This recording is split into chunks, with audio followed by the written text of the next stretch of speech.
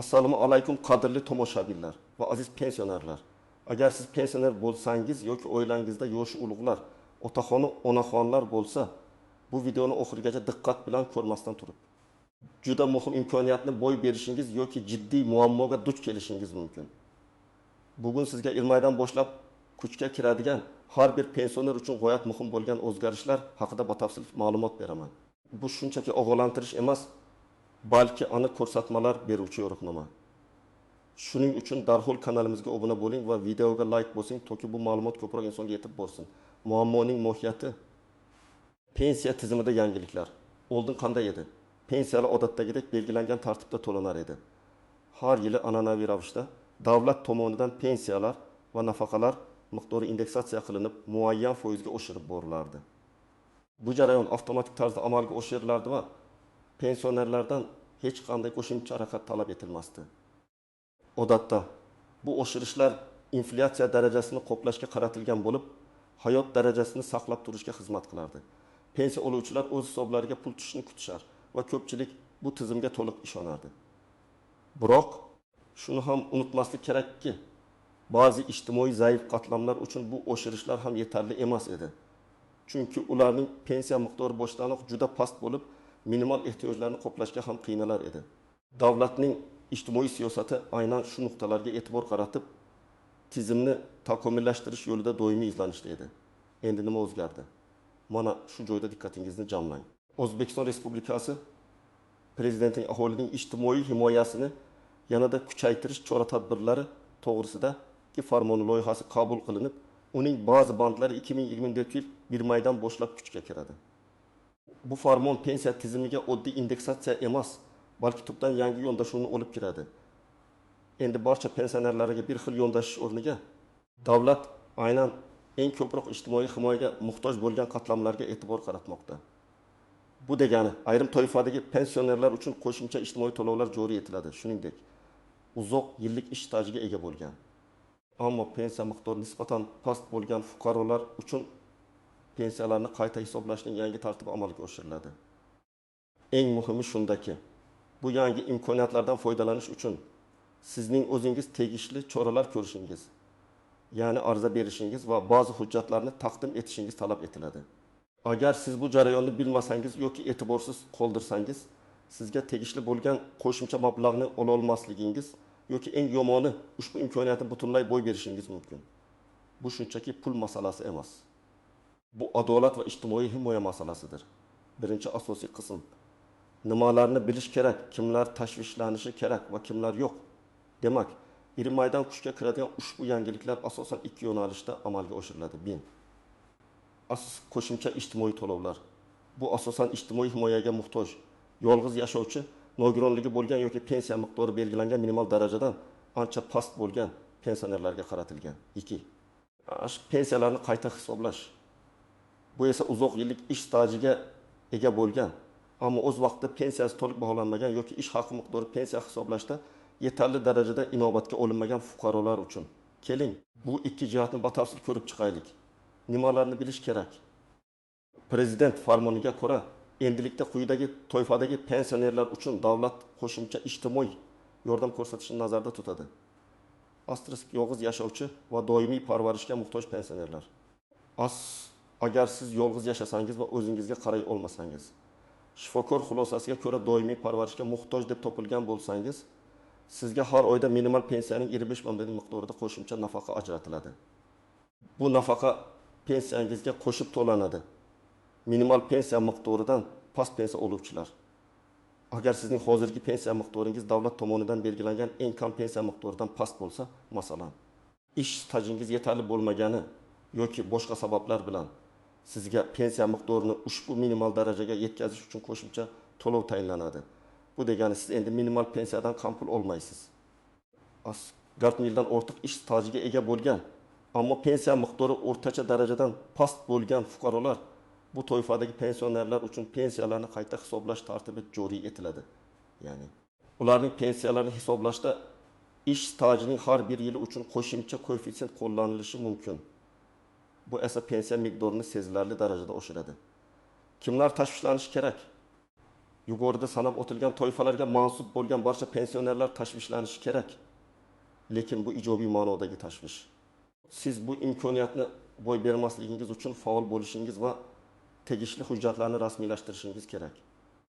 Ayniqsa yolg'iz yashovchi va qarindoshlari chet elda bo'lgan keksa fuqarolar, nogironligi borligi sababli o'ziga qaray olmaydigan yolg'iz pensionerlar, ish staji uzoq bo'lsa-da, Sovet davrida yoki 90-yillarda ishlaganligi sababli ish haqi past bo'lgan va shunga yarasha kam pensiya oluvchilar, yaqinda pensiyaga chiqqan, ammo hisob kitobda xatolikka yo'l qo'yilgan deb hisoblaydigan fuqarolar.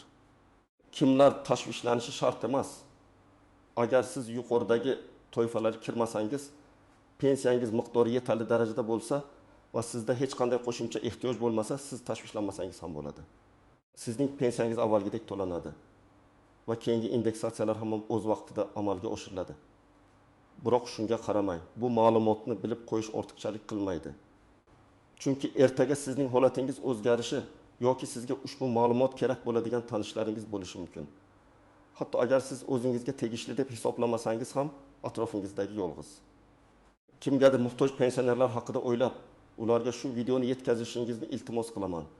Axir bir o'rta ham muhtoj inson davlatning g'amxo'rligidan chetda qolmasligi kerak. Keling, bir nechta aniq misollarni ko'rib chiqaylik. Asterisk birinchi misol. Oybiy momo va qo'shimcha nafaqa. Farg'ona viloyatida yashovchi 78 yoshli Oybiy momoni olaylik. Uning turmush o'rtog'i vafot etgan. Farzandlari Rossiyada ishlashadi va uni yolg'iz o'zi qoldirgan. Oybiy momoning pensiyasi hozirda 22 ming so'm.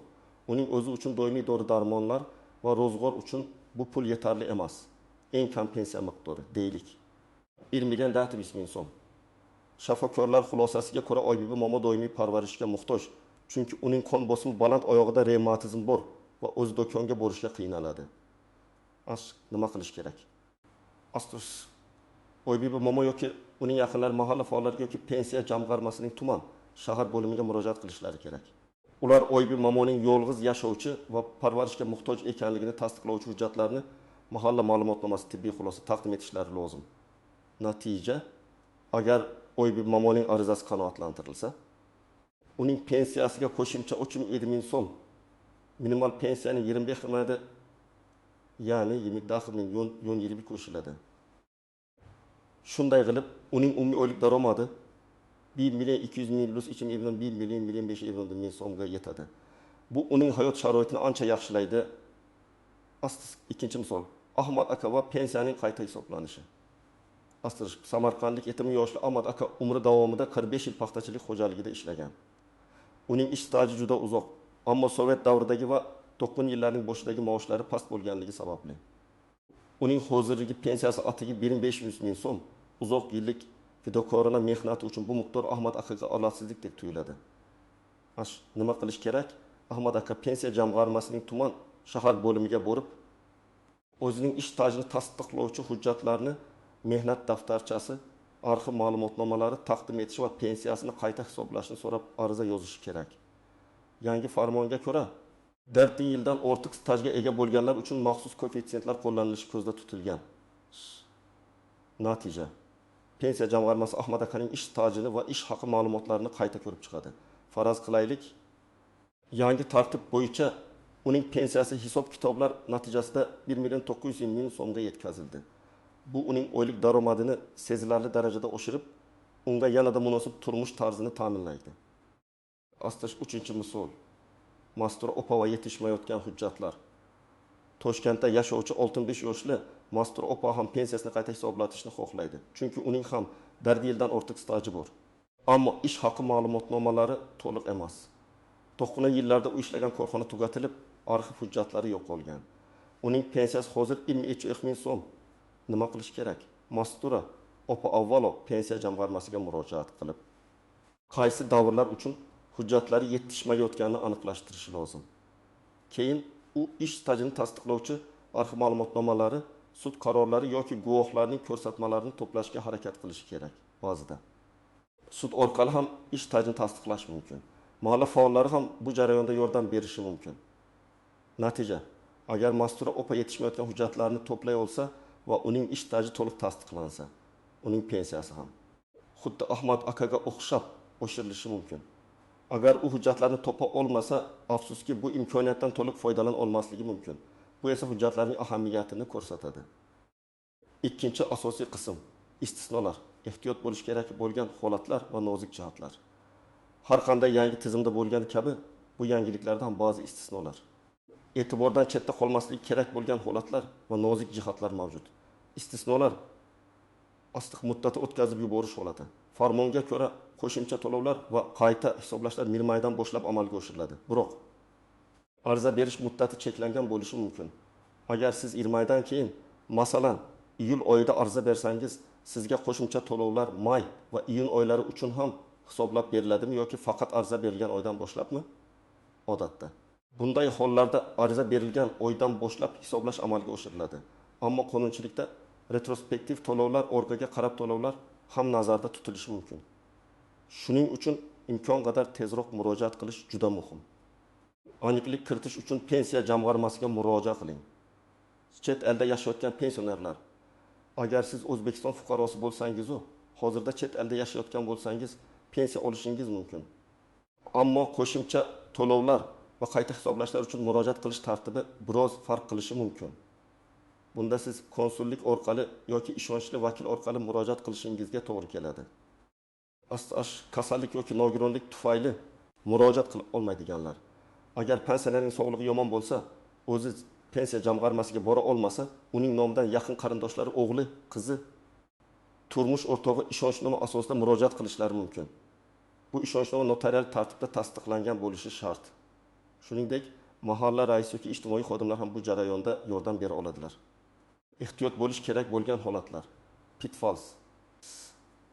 To'liq bo'lmagan hujjatlar eng keng tarqalgan muammo. Agar sizning arizangizga birorta ham kerakli hujjat ilova qilinmagan bo'lsa yoki ular to'liq bo'lmasa, arizangiz ko'rib chiqilmasdan qaytarilishi mumkin.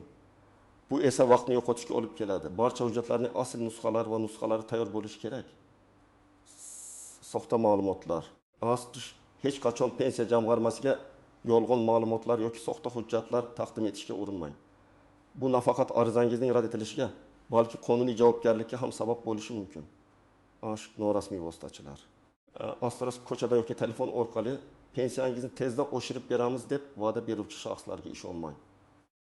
Pensiya masalalari faqatgina pensiya jamg'armasi va yagona darcha markazlari orqali rasmiy yo'l bilan hal qilinadi. Firibgarlar tuzog'iga tushib qolmang. Malakasiz maslahatlar. Ba'zan do'stlaringiz yoki tanishlaringizdan noto'g'ri maslahatlar olishingiz mumkin. Har doim ishonchli manbalardan, ya'ni rasmiy pensiya jamg'armasi xodimlaridan yoki hukumatning rasmiy veb-saytlaridan ma'lumot oling. Nozik jihatlar. Daromad manbalari.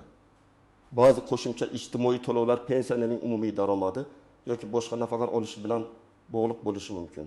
Masalan, agar pensioner boshqa turdagi davlat nafaqasini, nogironlik nafaqasi olayotgan bo'lsa, u yangi qo'shimcha to'lovga qanday ta'sir qilishini aniqlashtirish kerak. Mahalla komitetlarining roli, mahalla komitetlari nafaqat ma'lumotnomalar beradi. Balki ba'zi hollarda yolg'iz yashovchi pensionerlar uchun arizalarni rasmiylashtirishda va hujjatlarni to'plashda amaliy yordam ham ko'rsatadi. Ular pensiya jamg'armasi bilan hamkorlikda ishlaydi. Hisob kitobning shaffofligi. Siz har qanday vaqtda pensiyangizning qanday hisoblanganligi haqida to'liq ma'lumot olishga haqlisiz. Agar sizga berilgan hisob kitoblarda shubhaga duch kelsangiz, tushuntirish talab qiling. Kerak bo'lsa, yuqori turuvchi organlarga murojaat qilishdan tortinmang. Amaliy maslahatlar, nima qilish kerakligi haqida aniq ko'rsatmalar.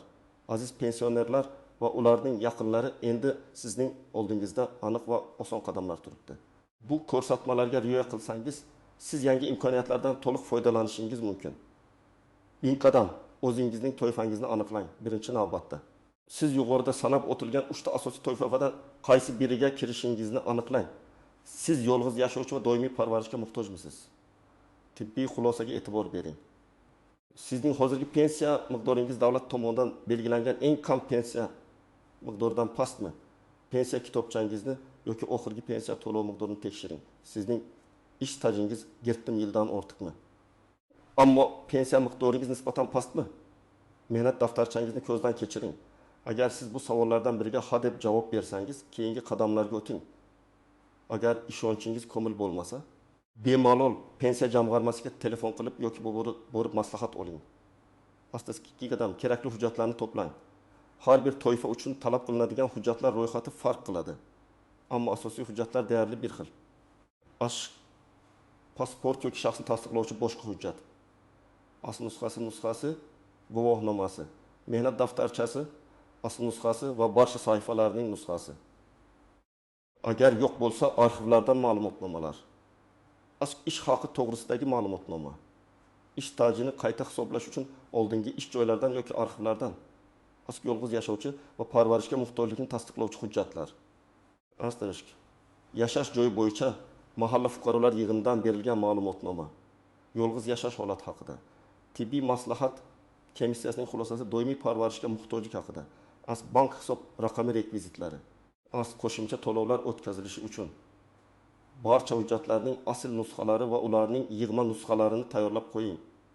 Hujjatlarning yaxlit va tartibli bo'lishi jarayonni tezlashtiradi. 3 qadam qayerga murojaat qilish kerak? Siz quyidagi joylarga murojaat qilishingiz mumkin. Pensiya jamg'armasining tuman shahar bo'limlari bu pensiya masalalarida asosiy vakil organ hisoblanadi. Siz doimiy yashash joyingizdagi pensiya jamg'armasi bo'limiga murojaat qilishingiz kerak. Davlat xizmatlari markazlari yagona darsha. Ko'pgina davlat xizmatlari endi yagona darsha tamoyili asosida amalga oshiriladi. Pensiya masalalari bo'yicha ham arizalarni qabul qilish va hujjatlarni rasmiylashtirish shu markazlar orqali amalga oshirilishi mumkin. Bu yerda sizga ko'proq qulayliklar yaratiladi. Mahalla fuqarolar yig'inlari, agar siz yolg'iz yashovchi yoki jismonan zaif bo'lsangiz, mahalla raisi yoki ijtimoiy masalalar bo'yicha mutaxassisga murojaat qiling. Ular sizga hujjatlarni to'plashda yordam berishi, zarur ma'lumotnomalarni berishi va pensiya jamg'armasiga murojaat qilishda ko'maklashishi mumkin. 40 qadam arizani to'g'ri yozish. Arizani yozishda quyidagilarni aniq ko'rsating. Murojaat sababi: qo'shimcha ijtimoiy to'lov tayinlashni so'rayman yoki pensiyani qayta hisoblashni so'rayman deb aniq yozing. Qaysi toifaga mansubligingiz? Masalan, O'zbekiston Respublikasi Prezidentining farmoniga ko'ra yolg'iz yashovchi va doimiy parvarishga muhtoj pensioner sifatida qo'shimcha nafaqa olish huquqiga egaman. Shaxsiy ma'lumotlaringiz, familiya, ism, sharif, pasport ma'lumotlari. Doimiy yashash manzili va aloqa telefon raqamingizni aniq yozing. Ilova qilingan hujjatlar ro'yxati. Arizaga ilova qilingan barcha hujjatlarni sanab o'ting. Arizani pensiya jamg'armasi xodimi yordamida yozishingiz ham mumkin. Ular sizga blankalar beradi va to'ldirishda ko'maklashadi.